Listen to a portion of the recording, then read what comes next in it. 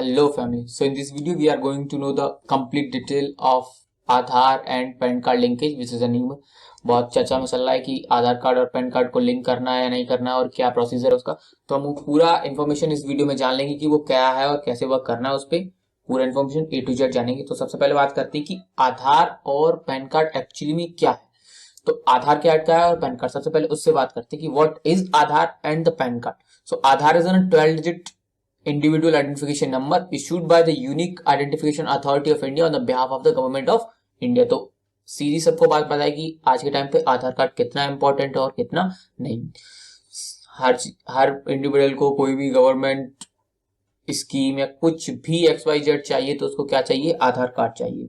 फिर दूसरी बात करते हैं कि पैन कार्ड क्या है। तो पैन कार्ड क्या है, pan card is the permanent account number or PAN is a means of identifying various taxpayers in the country. It is a 10-digit unique identification alphanumeric assigned to Indians, mostly to those who pay taxes।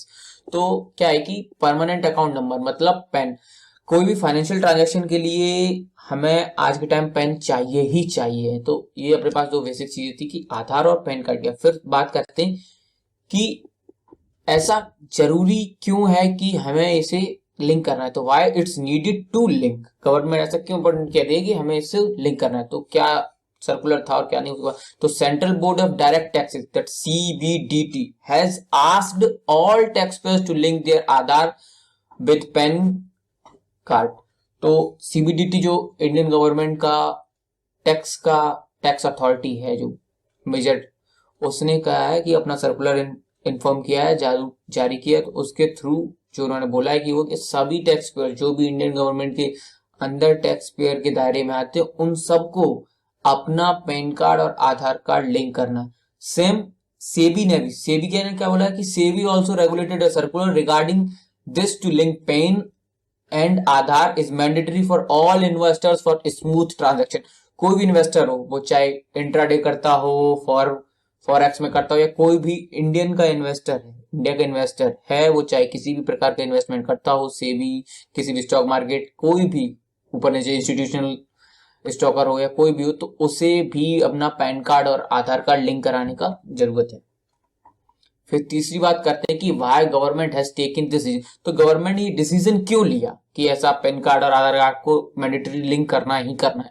तो जो सबसे पहला कारण रहता है तो to reduce duplicacy, मतलब कभी कभी क्या होता है कि एक ही पैन कार्ड है, दो लोग अटैच हैं उसी से, और ऐसा भी कभी कभी होता है कि एक ही आदमी के दो दो तीन तीन पैन कार्ड हैं, क्योंकि लोग टैक्सेस से बचने के लिए, GST या फिर किसी और तरीके के टैक्सेस का सेम ड्यूटी से बचने के लिए दो दो या तीन तीन पैन कार्ड बनवा लेते। तो फिर दूसरी चीज क्या रहती है, तो easy to fill ITR fill करने में बहुत आसानी होने वाली है इससे, क्योंकि आपका सारा इन्फॉर्मेशन एक ही जगह रहेगा। तो जब भी आप ITR फिल करेंगे तो उसमें आपको बार बार फॉर्म फिल करने की जरूरत नहीं रहेगी।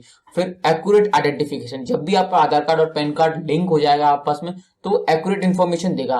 मतलब आपका नेम चेंज है या कोई और इन्फॉर्मेशन चेंज है तो उसका आपको टेंशन लेने की जरूरत नहीं कि एक्यूरेट इन्फॉर्मेशन आएगा एक ही साथ, ठीक है। फिर इम्प्रूव्ड टैक्स कंप्लायंसेस, मतलब आप कोई टैक्स के दायरे से बच नहीं पाएगा, सीधी सी बात है कि टैक्स के दायरे से कोई नहीं बच पाएगा। फिर चौथी बात करते हैं कि who needs to link it, मतलब अब किन किन लोगों को इसको लिंक करने की जरूरत है।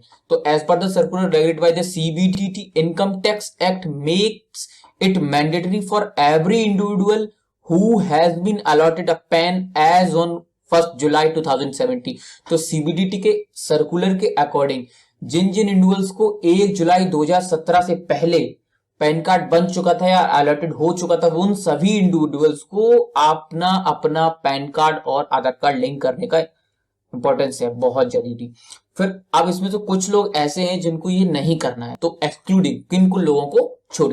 तो पहली जो अपना आता है कि इनको नहीं करना है, तो उसमें रहते हैं कि पर्सन हैविंग अबव 80 ईयर्स, जो 80 ईयर्स से ऊपर है उनको लिंक करने की जरूरत नहीं है।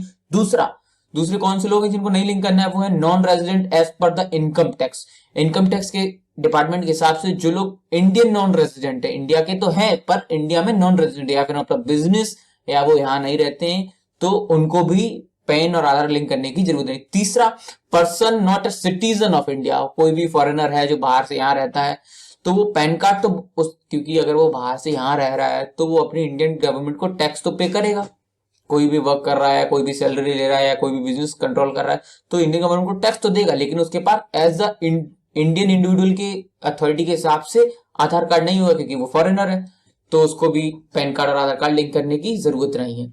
अब सबसे इंपॉर्टेंट चीज बात करते हैं कि what if it is not linked, अगर किसी कारण से आधार कार्ड और पैन कार्ड लिंक नहीं हो पाया तो क्या प्रॉब्लम क्रिएट होने वाली है और क्या क्या हम प्रॉब्लम्स को सामना करना पड़ेगा। तो सबसे पहली चीज आती है कि डीएक्टिवेशन ऑफ पैन कार्ड।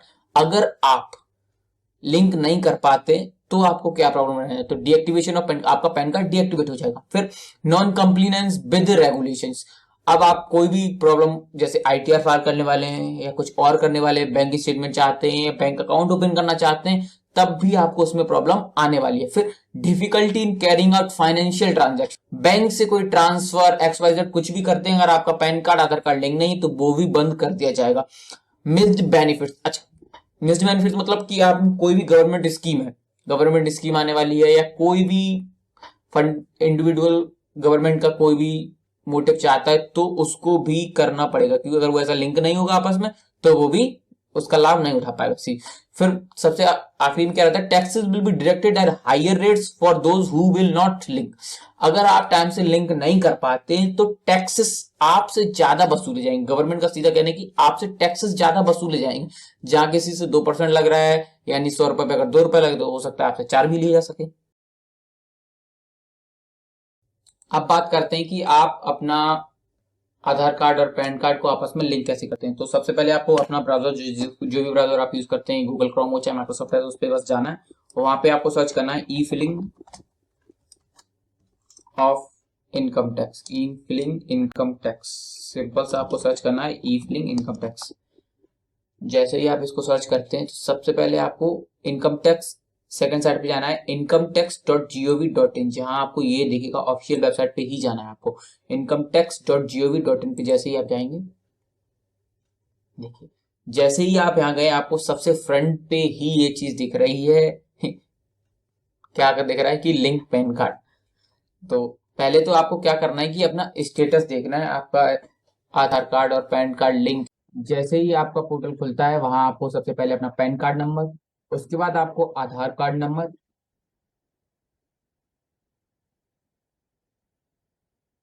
फिर आपको व्यू लिंक आधार स्टेटस पे क्लिक करना है। आपके सामने एक मैसेज रिफ्लेक्ट होगा, उस पर आप देख लेंगे, अगर वो है तो ठीक है, नहीं तो आपको वहां पे क्लिक लिंक आधार पर क्लिक करना है। अगेन आपको आधार कार्ड लिंक करने के लिए अपना पैन कार्ड नंबर, फिर से आधार कार्ड नंबर डालेंगे और वैलिडेट पे क्लिक करेंगे। उसके बाद सारी टर्म एंड कंडीशन को पढ़कर प्रोसीड फॉर पेमेंट पर, जैसे ही आप प्रोसीड फॉर पेमेंट के लिए क्लिक करेंगे आपको ई पे टैक्स का फ्रंट पेज दिखेगा, उस पर आप फिर से अपना पैन कार्ड नंबर एक बार फिर से कंफर्म करेंगे, पैन कार्ड नंबर को पैन कार्ड नंबर कंफर्म करेंगे और एक ऐसा मोबाइल नंबर जो प्रेजेंट में आपके पास हो जिस पे ओटीपी जाएगा, कंटिन्यू पर क्लिक करें। जिस मोबाइल पे आपका ओटीपी गया होगा तो वहां से ओटीपी लेकर आप ओटीपी इंटर करेंगे। उसके बाद आप दो चीजें चेक कर लेंगे कि आपका पैन कार्ड और नेम जो सही आ रहा है उस पर क्लिक, उसके बाद नेक्स्ट करके फिर आप असेसमेंट ईयर 2023-24 को फिर अदर रिसिप्ट पे टाइप ऑफ पेमेंट में आपको अदर रिसिप्ट पे क्लिक करना है, देन कंटिन्यू। फिर आप देखेंगे कि पेमेंट अमाउंट कितना है, 1000 रहेगा, उसके बाद कंटिन्यू करेंगे। फिर आपको देखना है कि आप किससे पेमेंट करना चाहते हैं, अगर आप नेट बैंकिंग से करना चाहते हैं तो नेट बैंकिंग सेलेक्ट करेंगे, डेबिट कार्ड से तो डेबिट कार्ड, और अगर आप पेमेंट गेटवे यानी यूपीआई के थ्रू यूज करना चाहते हैं तो आप पेमेंट गेटवे पे जाकर आप कैनरा बैंक को सिलेक्ट कर सकते हैं। जैसे ही आप कैनरा बैंक को सिलेक्ट करेंगे उसके बाद आप पे नाउ पे क्लिक कर और साइड टर्म एंड कंडीशंस को पढ़कर सबमिट टू बैंक एग्री कर सबमिट टू बैंक करेंगे। तो हम यहाँ क्रेडिट कार्ड से पेमेंट कर रहे हैं तो हम क्रेडिट कार्ड सेलेक्ट करेंगे, आपको जिससे भी पेमेंट करना है वो आप उसको सिलेक्ट कर लेंगे, चाहे वो फोन पे XYZ आप जिससे भी करना चाह रहे हैं उससे सिलेक्ट कर लेंगे। डेबिट कार्ड ऑप्शन सिलेक्ट कर आप अपना debit card number, expiry date, बाकी की डिटेल्स भरेंगे और प्रोसीड पर क्लिक करेंगे। वैसे ही अपनी सारी डिटेल्स कंप्लीट कर लेंगे, वैसे ही आपको प्रोसीड पर क्लिक करना है। उसके बाद आप पेमेंट गेटवे पे पहुंच जाएंगे, जिस भी बैंक का आपका पेमेंट गेटवे होगा उस पर आप ओटीपी डालकर सबमिट कर देंगे। जैसे ही आप ओटीपी डालकर सबमिट करेंगे आप का पेमेंट सक्सेसफुल होने के बाद रिडायरेक्ट हो जाए ई फिलिंग पोर्टल पर। वहां से आप चालान फॉर्म जो भी आया होगा उस पर सारे ट्रांजेक्शन डिटेल्स रहेंगे वो आप डाउनलोड कर लेंगे।